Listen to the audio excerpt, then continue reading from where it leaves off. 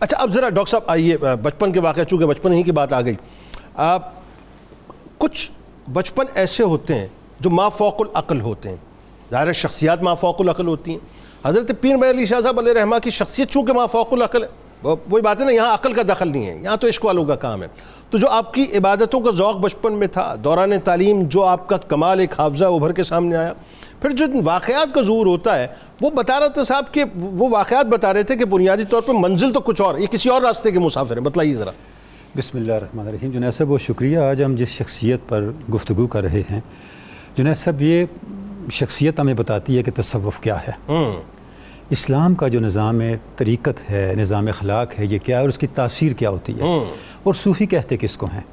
حضرت پیر میر علی شاہ علیہ رحمہ کی شخصیت وہ ہے جن کے اندر ذکر اور فکر، ظاہر اور باطن، علم اور حقیقت جمع ہے۔ واہ، اس کے بغیر مرد کامل بن نہیں سکتا۔ سبحان اللہ۔ جب تک کوئی اللہ کی اطاعت میں درجہ کمال پہ نہیں پہنچتا، اس وقت تک اس کے اوپر اسرار کائنات اور اسرار علم منکشف نہیں ہوتے۔ اچھا، یہ رنگ ہمیں حضرت پیر صاحب کی شخصیت میں بہت شروع سے نظر آتا ہے۔ اگر آپ ان کے بچپن کو دیکھیں تو بچپن سے ہی اللہ کی بندگی کا وہ رنگ نظر آتا ہے جس رنگ کو حاصل کرنے کے لیے لوگوں کو شاید کتنے مجاہدات کرنے پڑیں۔ ابھی آپ بچے ہیں، آپ کے بچپن کے واقعات میں ہمیں ملتا ہے کہ آپ بتاتے ہیں کہ جب میں چھوٹا بھی تھا تو مجھے جلوت کے بجائے خلوت میں سکون ملتا تھا، کیونکہ یاد الہی جس طرح خلوت میں ہو سکتی ہے جلوت میں نہیں ہو سکتی۔ ایسا ہی ہے، بالکل ایسا۔ جب گھر والے سارے آرام کر رہے ہوتے تو میں دروازہ کھول کے باہر کسی ویرانے میں چلا جاتا اور وہاں بیٹھ کے اپنی کیفیت میں مگن ہو جاتا، اللہ، اور گھر والے تلاش کرتے آتے۔ اچھا اب دیکھیں، ہمیں احادیث پاک سے یہ تعلیم ملتی ہے کہ اگر شیطانی خیالات کا غلبہ ہو تو لا حول ولا قوۃ الا باللہ پڑھیں، بالکل، کیونکہ یہ وہ حرز ہے، یہ وہ کلا ہے، یہ وہ پناہ گاہ ہے جس میں داخل ہوتے ہی شیطان کا اثر آپ پہ مؤثر نہیں رہتا۔ بالکل۔ پیر صاحب فرماتے ہیں کہ میں 7 سال کی عمر کا تھا کہ مجھے کشف کے اندر، عالم مثال کے اندر یہ دکھایا گیا کہ ابلیس مجھ پہ غلبہ کرنا چاہتا ہے۔ اچھا، اور جب میں نے لا حول ولا قوۃ الا باللہ پڑھا تو ابلیس مجھ پہ غلبہ نہیں کر سکا، میں نے اس پہ غلبہ پایا۔ اللہ، یعنی آپ دیکھیں کہ یہ جو اسلام کی حقیقت ہے، جنید صاحب ہمیں ان شخصیات سے یہ سبق ملتا ہے کہ یہ شخصیات بتاتی ہیں اسلام چھلکے کا نام نہیں ہے، چھلکے کے ساتھ تاثیر کا بھی نام ہے۔ اگر آپ صرف آیات اور احادیث کے لفظوں تک رکیں گے، ان کی تاثیر تک نہیں پہنچیں گے، تو آپ دین کے چھلکے کو لے رہے ہیں۔ یہ وہ ہستیاں جو بتاتی ہیں اس کے آگے پیچھے تاثیر بھی ہے، اللہ، اس تاثیر تک بھی پہنچنے کی کوشش کرو۔ اور پیر صاحب کی شخصیت اور ان کی ہستی جو ہے، ان کی زندگی کے ابتدائی دور ہی آپ کو اس کے نظریے اور اس کی مثالیں دے رہا ہے۔ کیا بات ہے، کیا اچھا، علم کے اندر آپ دیکھیں کہ پیر صاحب کا علم کے اندر کیا مقام، اللہ رب العزت نے غیر معمولی حافظہ عطا کیا، ایسا ہی ہے، اور یہ حافظہ بھی تقویٰ سے ملتا ہے۔ بالکل ایسا۔ شکوت و الا وکیع لسوء حفظی فاوصانی الا ترک المعاصی لان العلم نور من الہ و نور اللہ لا یعطی لعاصی۔ یہ امام شافعی فرماتے ہیں، جب میں نے اپنے استاد کو کہا مجھے سبق یاد نہیں ہوتا تو انہوں نے کہا گناہ چھوڑ دو، علم اللہ کا نور ہے، یہ گناہ گار کے برتن میں نہیں ڈالا جاتا۔ جو ہستیاں پیدائشی ہی نور کی ہوں تو ان کا حافظہ کیا ہوگا؟ کیا بات، مطلب جسے آج کی دنیا میں فوٹوگرافک میموری کہتے ہیں۔ آپ استاد پڑھا رہے ہیں تو کتاب پڑھی جا رہی ہے قطر النداء، اور یہ نحو کی بہت مشکل کتاب ہے، نحو کے جو ہیں ایشوز ان کو ڈسکس کرنے والی کتاب ہے، اس کے کچھ صفحے جو تھے وہ پھٹے ہوئے تھے یا اس کتاب کا حصہ نہیں تھے۔ استاد نے سن رکھا تھا کہ سنا یہ بچہ مادرزاد ولی ہے، ان کا بیٹا یہ جو سبق ہے نا یہ آپ نے کل یاد کر کے آنا ہے۔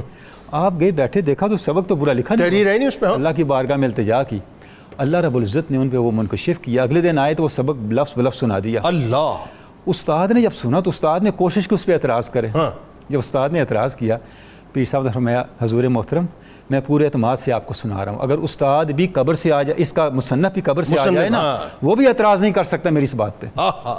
اب میں اس کی ایک اور دلیل آپ کو دیتا ہوں، یہ بتانے کے لیے کہ تصوف کا انکار کرنے والے اور صوفیاء کا انکار کرنے والے اپنا نقصان کر رہے ہیں اپنے اوپر علم کے اس دروازے کو بند کر کے۔ پیر صاحب کے کچھ شاگرد یہاں پڑھتے تھے جامعہ نعمانیہ میں، انہوں نے ان کے ساتھ کچھ لوگوں کا علمی بحث ہوئی اور انہوں نے پیر صاحب پہ اعتراض کر دیا، کچھ سوالات لکھ دیے، تمہارے پیر بڑے عارف یہ وہ، تو جا کے ذرا لیں۔ وہ پہنچے، جا کے پیر صاحب کی خدمت میں عرض کیا، پیر صاحب نے جوابات بھی دیے اور ان کے لیے 12 سوالات لکھ کے دیے۔ جب 12 سوالات لکھ کے دیے جنید صاحب یہ قابل غور واقعہ میں سنا رہا ہوں ناظرین کے لیے. بتائیے. تو جب سوالات لکھ کے دیے تو پیر صاحب کے ساتھ جو حلقہ بگوش بیٹھے تھے انہوں نے کہا حضرت یہ سوالات نہ لکھ کے دیں تو بہتر ہے. پیر صاحب نے کہا کیوں؟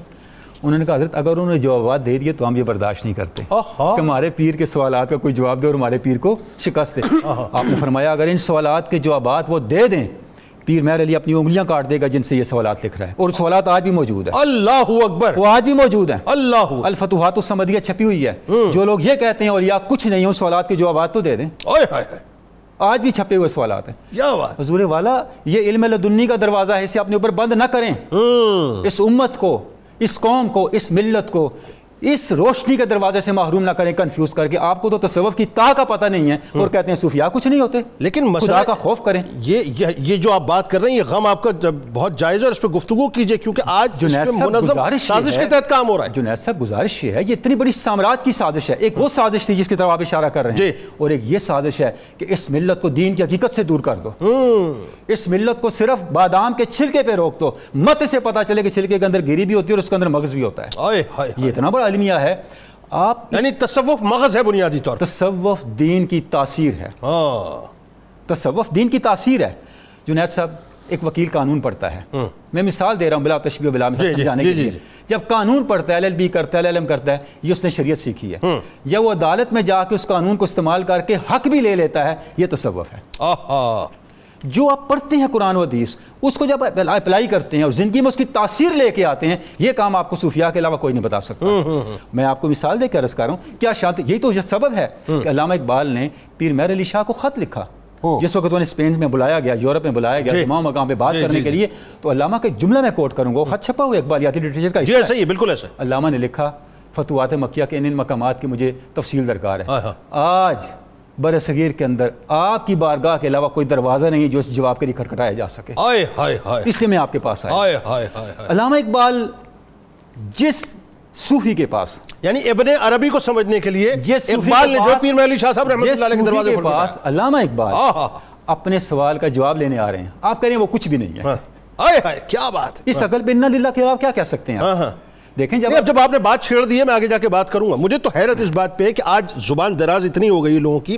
معاذ اللہ میں دیکھ رہا تھا کیا کہوں، مطلب میں اس طرح کے لوگوں کو. اتنی زبان درازی کے لیے ایک چیز چاہیے، صرف ایک چیز، اسے کہتے ہیں جہالت. اچھا جہالت بھی اس عروج اگر علم ہو جہالت بھی اس زبان دراز نہیں ہو سکتا. جہالت بھی اس عروج پہ کہ پوری ہسٹری کو تبدیل کر دیا کہ جی وہ قادیانیت جو ہے وہ غالب آ گئی تھی اور پیر علی شاہ صاحب جو ہے معاذ اللہ مطلب رائے فلانے. یہ جہالت نہیں ہے، یہ بدنیتی ہے، یہ بد علمی ہے.